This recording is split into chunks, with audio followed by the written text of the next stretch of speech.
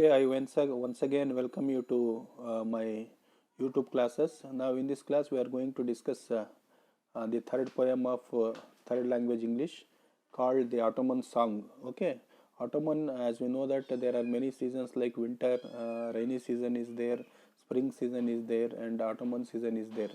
Among these, poetess discuss about an Ottoman song. Okay, now, if you look at this picture, this is a picture of Sarojini Naidu, who is written this poem. Okay, now let us know about her life and achievements. Sarojini Naidu, she is also called the Nightingale of India, was the first great Indo-Anglian poet. She began to write poetry when she was in England. She was a poet from her childhood. It is the poetic instinct that induced her to become an orator, freedom fighter, and Nightingale of India. She was a freedom fighter and capable of attracting the audience by her speech. Even her early poems showed a combination of fantasy and delight. Sarojini Naidu's poetry is intensely Indian. Okay. Now, in this class, we are going to discuss about her poem called the Ottoman Song. But before going to discuss about that, let us know something about Ottoman.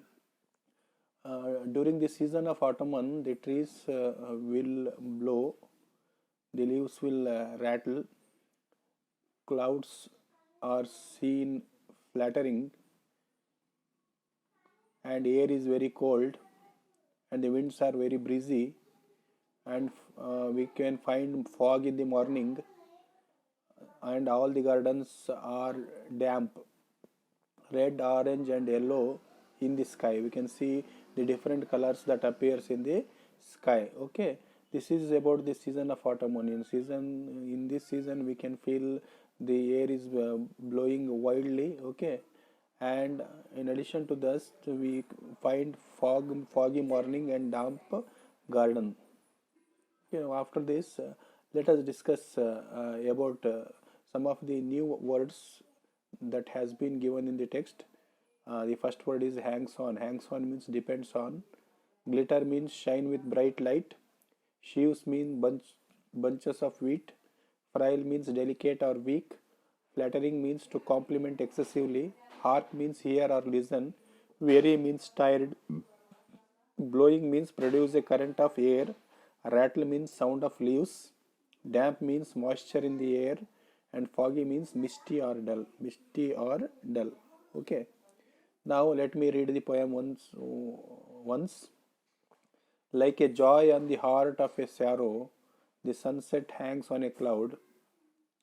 A golden storm of glittering sheaves,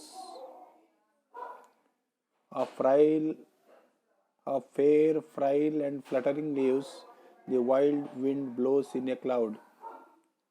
Hark to the voice that is calling to my heart in the voice of the wind.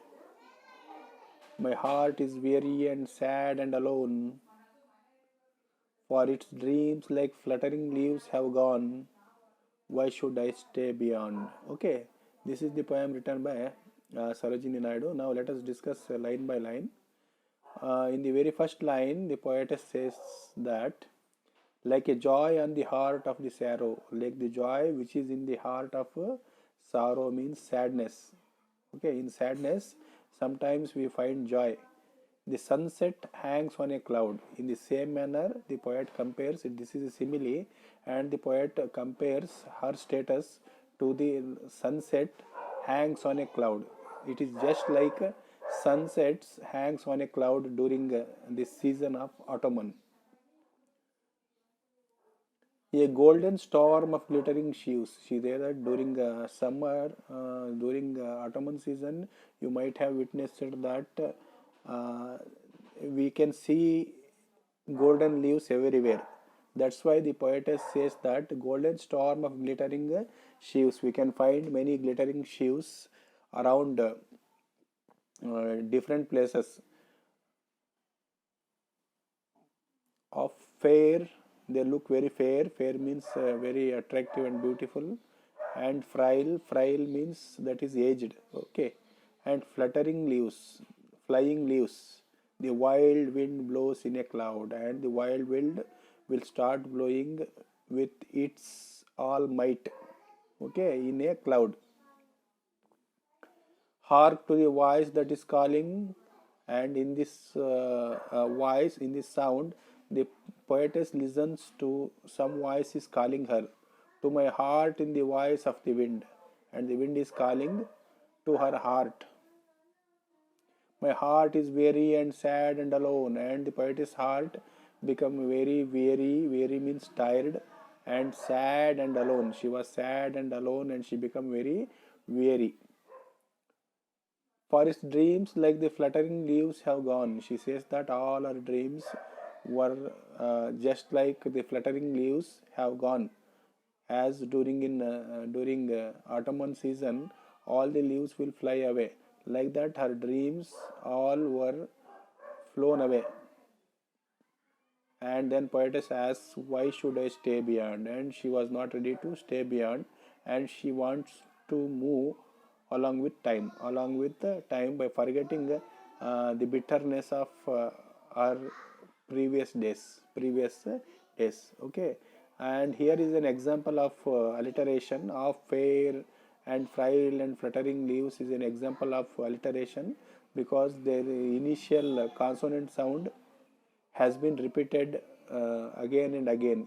The sound of F, the letter F, has been repeated again and again. That's why it is called as alliteration. Okay, with this, I will end my class.